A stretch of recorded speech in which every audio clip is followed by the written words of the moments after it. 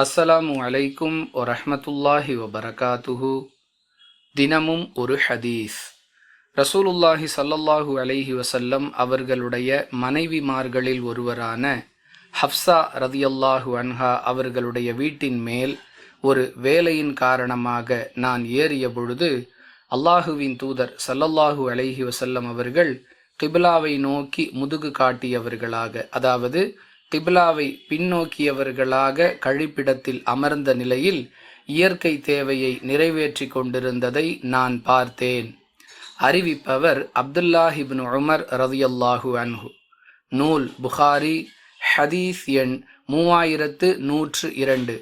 அன்பிற்குரிய அல்லாஹுவின் நல்லடியார்களே, கிப்லாவை முன்னோக்கியவர்களாகவோ அல்லது பின்னோக்கியவர்களாகவோ கழிப்பிடத்தில் அமர வேண்டாம் என்று ரசூலுல்லாஹி ஸல்லல்லாஹு அலைஹி வஸல்லம் அவர்கள் சொன்ன செய்தியை நாம் அனைவருமே அறிந்திருக்கிறோம்.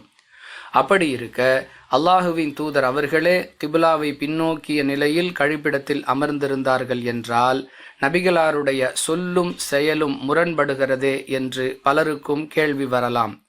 அன்பானவர்களே, எந்த ஹதீஸில் கிப்லாவை முன்னோக்கியோ அல்லது பின்னோக்கியோ கழிப்பிடத்தில் அமரக்கூடாது என்று சொல்லப்பட்டிருக்கிறதோ அது திறந்த வெளியில் மலஜலம் கழிக்கும் பொழுது கவனிக்க வேண்டிய ஒழுக்கத்தை பற்றி பேசக்கூடிய ஹதீஸ் என்பதை நாம் கவனத்தில் கொள்ள வேண்டும். 4 சுவர்களுக்கு மத்தியில் அல்லது 4 தடுப்புகளுக்கு மத்தியில் அமைந்திருக்கக்கூடிய கழிப்பிடத்தில் இவ்வாறு கிப்லாவை முன்னோக்கவோ பின்னோக்கவோ கூடாது என்ற சட்டம் நமக்கு சொல்லப்படவில்லை. திறந்த வெளியில் மட்டுமே கடைபிடிக்க வேண்டிய சட்டத்தை கட்டிடங்களுக்குள்ளும் பொருத்தி பார்த்து பலர் ஏற்கனவே அமைக்க பெற்ற கழிப்பிடங்களுடைய அமைப்பை இடித்துவிட்டு மாற்றக்கூடிய நிலையை பார்க்கிறோம். மார்க்கம் அவ்வாறு சொல்லவில்லை. திறந்த வெளியில் மட்டுமே இந்த ஒழுக்கங்களை கடைபிடிக்க வேண்டும்.